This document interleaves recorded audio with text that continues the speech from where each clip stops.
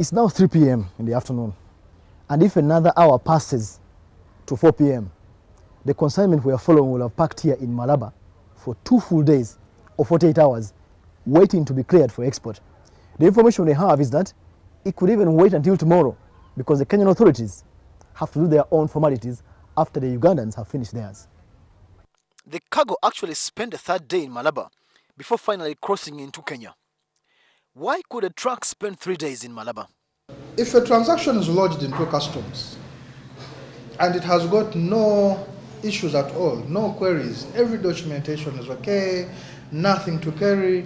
If it is an import into the country, cleared under the green channel, within 3 to 4 hours, somebody is supposed to get a release order.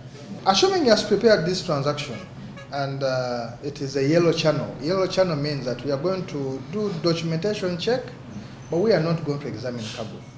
So in such a scenario then, it may take like about 4 to 6 hours. Now, assuming that is cargo for examination, examination meaning that we are going to offload a container, check, write an examination account, and again load the container again. That one could take like 9 to 12 hours. In our case, the problem was the transit bond. It's a kind of insurance guarantee that transit goods will not be dumped on the way. Before the trucks cross to Kenya, we are supposed to be ready in Kenya. That is, clearance in Kenya must be ready. Of course, in Uganda, it takes us less than 2 hours to do our documentation and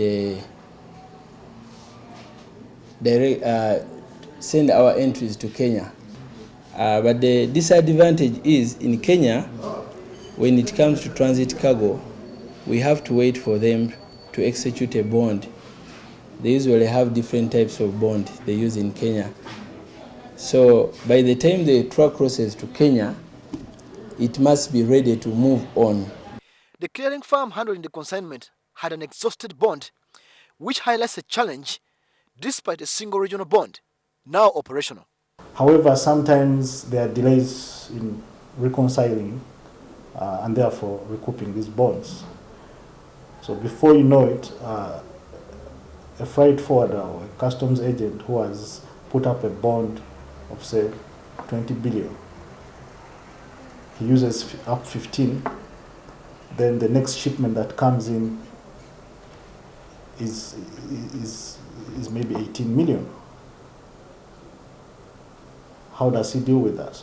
He has to make sure the reconciliation is done for whatever is outstanding, and he has enough to be able to move that shipment. This is a major source of delays. But sometimes the customs systems can have the problem. Customs is also not well equipped in form of manpower. At times you can go to have cargo verified and customs has maybe 3 officers to handle all the traffic for trucks to be verified.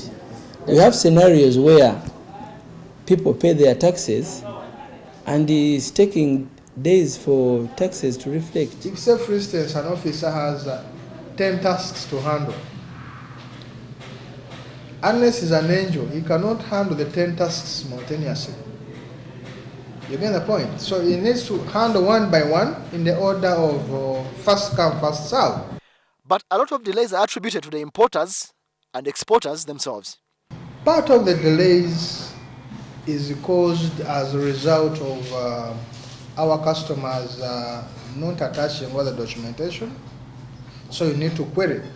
The importers, they need to know that by the time they are deciding to go overseas to purchase goods, they are supposed to carry the purchasing money and freight, so that the import documents may be accompanied with them when they are coming back to their respective countries, so that the documents, by the time of deciding to send them to Mombasa, like this port, they should do it before the vessel arrives.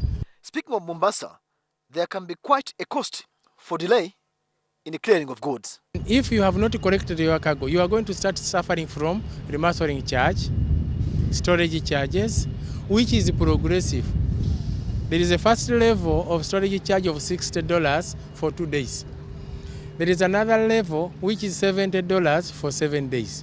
There is a third level where an importer suffers $80 for 6 days, and then $90 for the rest of the days.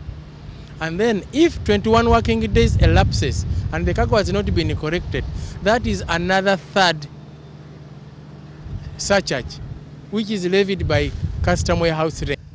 This is where the cargo journey on land starts. But as we have found out, whether cargo takes a week or a month depends on many factors.